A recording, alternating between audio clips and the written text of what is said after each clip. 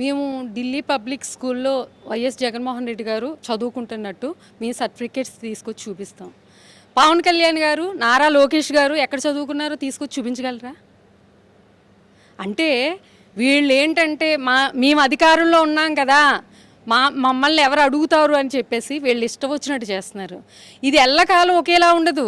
చూసుకోండి, చంద్రబాబు నాయుడు గారు ఎల్లకాలం మీరే అధికారంలో ఉండరు, వచ్చేది మాది. ఆ తర్వాత జరిగే పరిణామాలకి మీరు సమాధానం కూడా చెప్పుకోలేరు. అనిత గారు, హోమ్ మినిస్టర్ అనిత గారు మన మహానాడులో ఒక మాట అన్నారు. ఒకప్పుడు ఉద్యోగాల కోసం మనం ఎదురు చూసేవాళ్ళం, కానీ ఈరోజు ఉద్యోగాలే మనల్ని ఎదుక్కుంటూ వస్తున్నాయి అంటున్నారు. నిజంగా ఈరోజు ప్రతి ఇంటికి ఉద్యోగం వచ్చిందంటారా? వాళ్ళ హామీలో కూడా ఉంది ప్రతి ఇంటికి ఒక ఉద్యోగం ఇస్తామని. ప్రతి ఇంటికి మాట, ఒక ఉద్యోగం మాట వదిలేయండి. ఆడబిడ్డ నిధి ఇస్తానని చెప్పారు 1500. ఏదన్నా ఉందా? అంటే వీళ్ళు ఎప్పుడూ చెప్పేది చేసేది లేదు.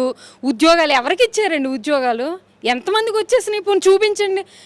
పోనీ మీ లెక్కల్లో ఉంటాయి కదా, మేము ఎంతమందికి ఇన్ని కుటుంబాలు బాగుపడ్డాయి, మేము ఉద్యోగాలు ఇచ్చామని చెప్పమానండి. అది లేదు.